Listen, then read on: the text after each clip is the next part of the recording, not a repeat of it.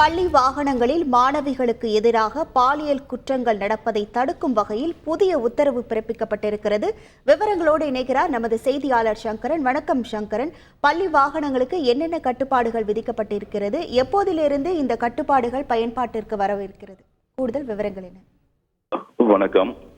தனியார் பள்ளிகள் இயக்குனர் அனைத்து மாவட்ட முதன்மை கல்வி அலுவலர்களுக்கும் அதே போன்று தனியார் பள்ளிகளுக்கு ஒரு சுற்றறிக்கையை அனுப்பியிருக்கிறார். அதில் பள்ளி பேருந்துகளில் என்னென்ன நடைமுறைகளை கடைபிடிக்க வேண்டும் என்பது குறித்த அந்த வழிகாட்டு நெறிமுறைகள் அதில் தெரிவிக்கப்பட்டிருக்கின்றன.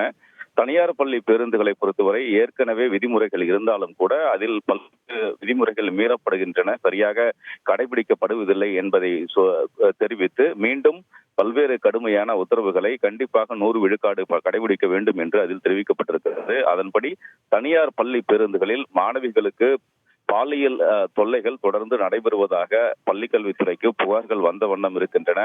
அந்த பேருந்தில் பணியாற்றக்கூடிய ஊழியர்கள் இது போன்ற செயல்களில் ஈடுபடுவதாகவும் கல்வித்துறை அந்த அறிக்கையில் தெரிவித்திருக்கிறது. எனவே பள்ளி பேருந்துகளில் GPS, CCTV கருவிகள் கட்டாயம் பொருத்தப்பட வேண்டும் என்று தெரிவிக்கப்பட்டிருக்கிறது.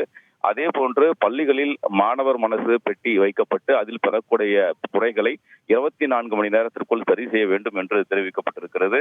அதே போன்று அனுபவம் வாய்ந்த ஓட்டுநர்களை மட்டுமே பள்ளி பேருந்தில் ஓட்டுவதற்கு நியமிக்கப்பட வேண்டும் என்று தெரிவிக்கப்பட்டிருக்கிறது. அதே போன்று குறிப்பிட்ட அளவுக்கு எண்ணிக்கைக்கு மேல் அந்த பேருந்தில் மாணவிகளை அதிகமாக ஏற்றிச் செல்லக்கூடாது என்று தெரிவிக்கப்பட்டிருக்கிறது.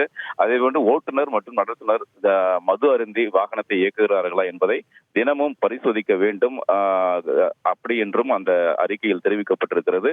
அதே போன்று அவர்கள் மீது எந்தவிதமான குற்றவியல் நடவடிக்கை எதுவும் இல்லை என்பதையும் பள்ளி நிர்வாகங்கள் உறுதி செய்ய வேண்டும் என்று தெரிவிக்கப்பட்டிருக்கிறது. இதுபோன்று பல்வேறு வழிகாட்டுதல் நெறிமுறைகள் அந்த சுற்றறிக்கையில் தெரிவிக்கப்பட்டிருக்கின்றன.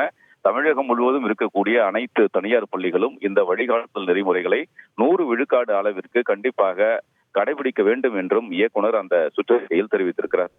உங்கள் முழு விவரங்களுக்கு நன்றி சங்கரன். செய்திகளை உடனுக்குடன் தெரிந்து கொள்ள உடனே சப்ஸ்கிரைப் பண்ணுங்க.